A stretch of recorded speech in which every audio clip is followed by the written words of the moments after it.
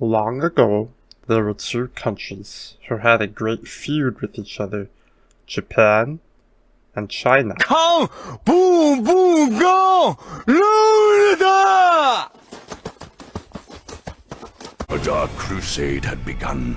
It could only end with the total victory of one of these factions, and the total defeat of all others. Ha! Hey guys! Today I'm looking at two very weird fighting games that I played from scouring the infinite source of the internet and Steam. The first one is Dong Dong Never Die, a fighting game parody that has the story of Terminator 2 and the gameplay of Street Fighter. I guess kind of a bastardized version that feels a lot like a Mugen edit, but was actually made in an engine called 2D Fighter Maker 2nd. I've never heard of it. A classic 1v1 style fighting game with memorable characters like Violent Dong Dong, Wukong, the guy I beat the game with, and Akuma, I mean Mario. Yeah, this game is something else.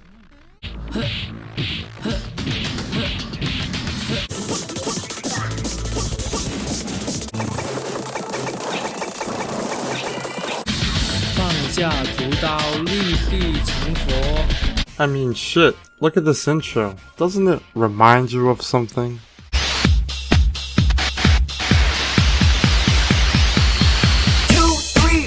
It all began in 94, kept on rolling in 95. We were in place in 96, it came to the end in 97, and now it comes, and here we go. KOF is here again.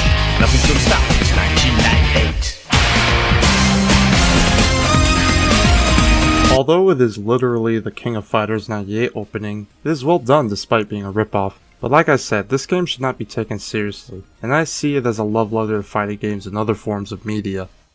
The next game is found on Steam, and is called Ultra Fight Da Kyanta 2. What a mouthful. I'll probably just call it Ultra Fight from now on. It's a Skullgirls-like team fighting game where you select 1 to 3 people on your team. The less people you have, the more HP and damage the other characters have.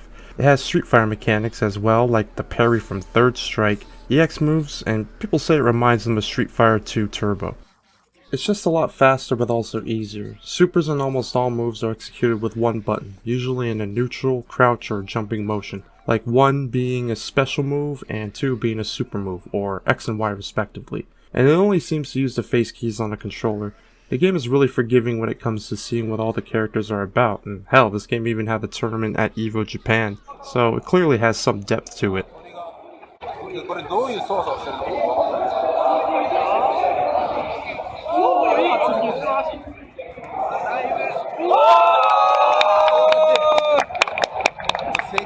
The art style is cute, creepy, and old school, with hand-drawn charming graphics, very colorful, and a silly feeling to it. The game just kinda has a surreal nature about it.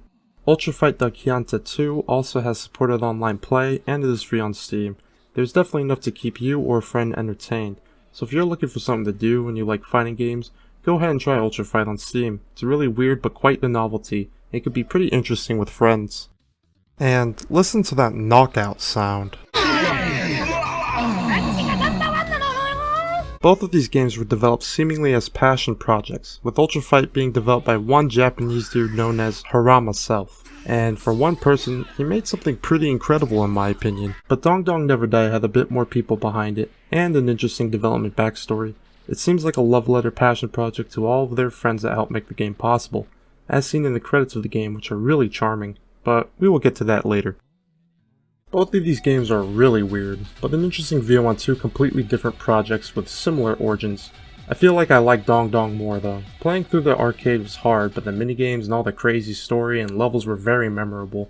Red-haired Dong Dong's arcade opening is literally some weird Terminator meme. 29th, 1997. The survivors of the nuclear fire called the war Judgment Day.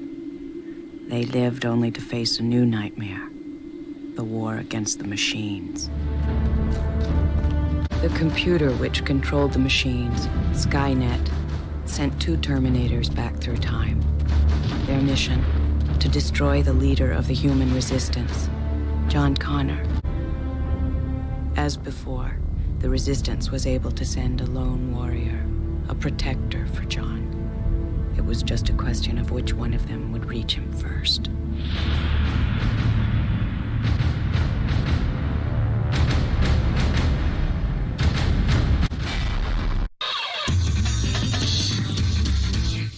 They even have songs that are blatantly ripped from other games. I believe I can fly. I believe I can touch the sky. But I greatly adore Dong Dong Never Die, and I feel like everyone should experience the madness for themselves. Ultra Fight the Kyanta 2 is of course more original, and there's a story mode to it. It's just that I never tried it after reading that first mission text. Late at night, as Masao slept outside at the public park, an alien called Well Done showered him with a mysterious beam of light. Masao's chest suddenly swelled up and began overflowing with breast milk. In such an extremely bizarre case, Masao's friend Kyanta speaks up. I'm not sure if any of that was lost in translation, or if it's supposed to be, we'll just say Japanese. But reading that kind of made me not want to play the story, or at least not right now. Overall, both of these games are free, and who knows, the story for Ultra Fight could be legendary. But that was my quick look at these two secret-ish fighting games. I suggest if you're watching this video to check them both out if you have time to kill, and I didn't want to spoil too much of what happens in either game, especially Dong Dong Never Die. But I hope you enjoyed the video. Have a great week.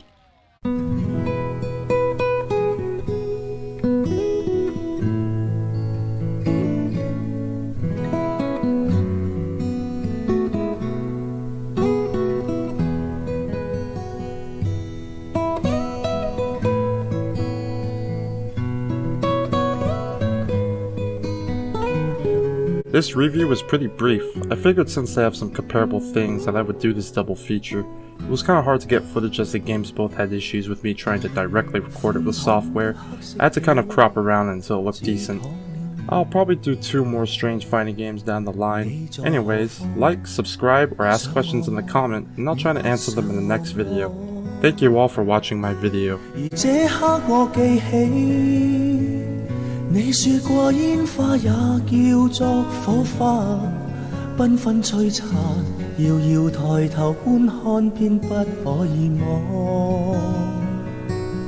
如火花，天空中一剎那閃過，想親手擁抱你，徐徐融化了我傷了你麼？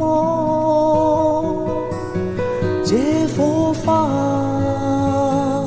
就是負擔不了這麼一個負荷，不想燒傷我，偏燒傷我。